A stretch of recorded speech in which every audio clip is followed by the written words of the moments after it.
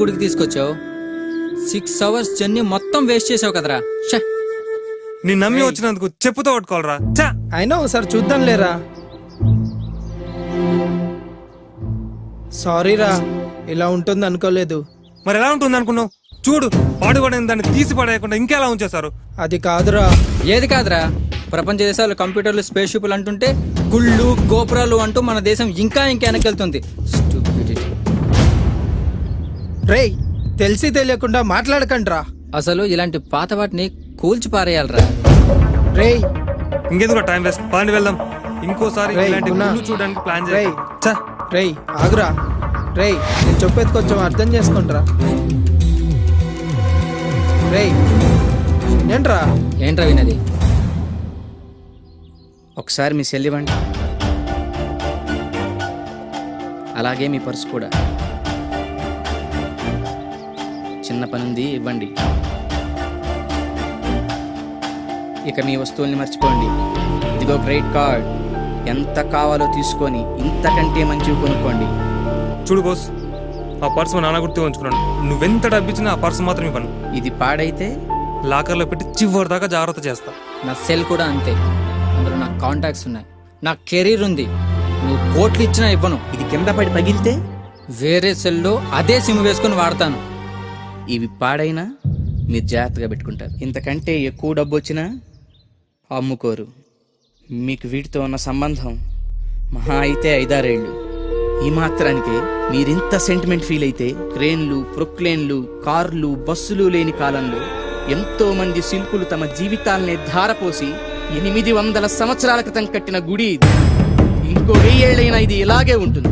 ఆచరణ, ఆదరణ, ఆరాధన. ఈ గుళ్ళోని అణువణువులో మన పూర్వీకుల జ్ఞాపకాలున్నాయి. ఇక్కడ వీచే ప్రతి గాలిలో మన పూర్వీకులు ఈ లోకమంతా చల్లగా ఉండాలని చేసిన మంత్రఘోష ఇంకా వినిపిస్తూనే ఉంది. మేము ఈ సెంటిమెంట్లను కాపాడుకుంటారు, మన పూర్వీకుల సెంటిమెంట్లని మాత్రం నిలువునా కూల్చేసి రిసార్ట్లు కట్టాలా? ఎంత తేలిగ్గా చెప్పారు.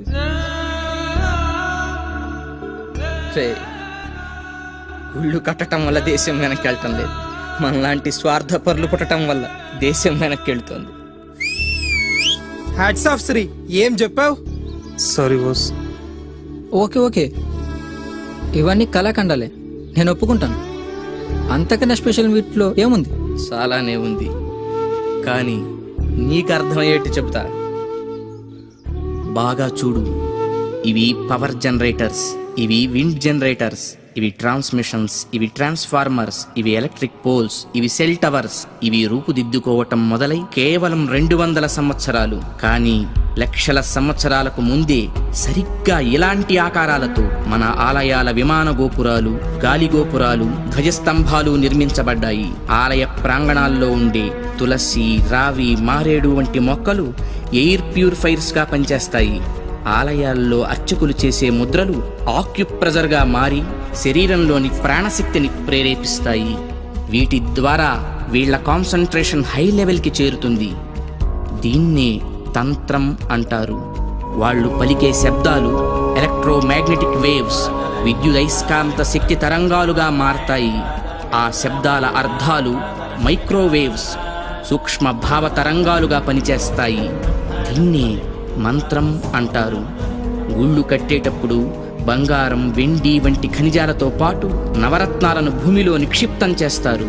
ఇవి ఎర్త్ పిట్స్ గా పనిచేస్తూ శక్తిని ఆలయ ప్రాంగణమంతా వ్యాపింపచేస్తాయి. రాతి విగ్రహాల క్రింద, ధ్వజస్తంభాల క్రింద లోహపు రేకులతో తయారైన యంత్రాలుంచుతారు. గాలి గోపురాలపై, విమాన గోపురాలపై లోహ నిర్మిత కలశాలు అమర్చుతారు.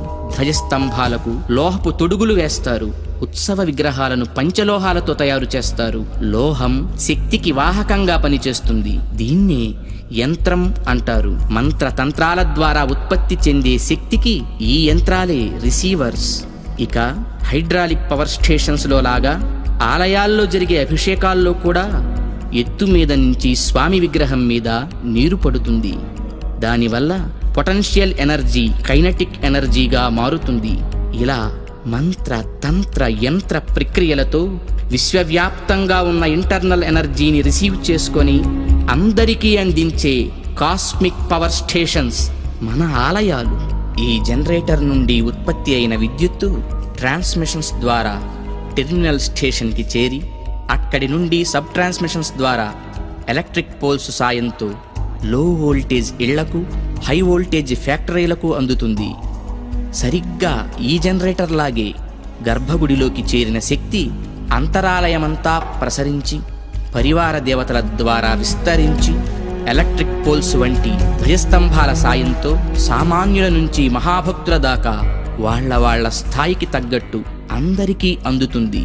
అందుకే గుళ్ళకి వెళ్ళే భక్తులు ప్రశాంతతను పొందుతున్నారు, గ్రహణ శక్తిని పెంపొందించుకుంటున్నారు. ఆ శక్తితోనే సమస్యలను పోగొట్టుకోగలుగుతున్నారు. అంటే అర్చకులు ఎలక్ట్రీషియన్సా? యా, అంటే మీరు చదివింది సైన్సా? Common sense.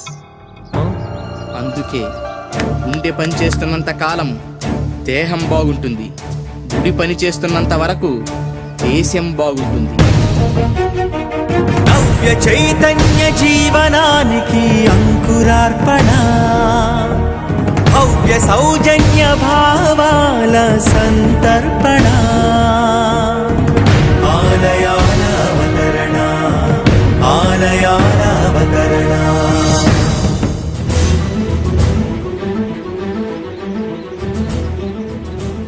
ఏ బాస్, ఏం చేస్తున్నావు? ఈ రాళ్ళను గమనిస్తున్నాను. ఇలాంటి రాళ్ళు ఎక్కడ దొరుకుతాయో తెలుసుకోవాలి కదా. ఏ స్టైలిష్, నువ్వేంటి? నేను డైరెక్టర్ని బాస్. మొత్తం ఇదంతా షార్ట్ ఫిల్మ్ చేసి ఒక అవేర్నెస్ తీసుకొస్తా.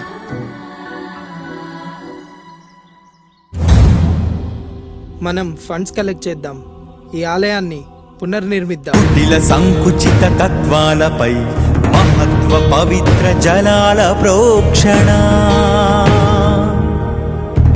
మనకు మనమే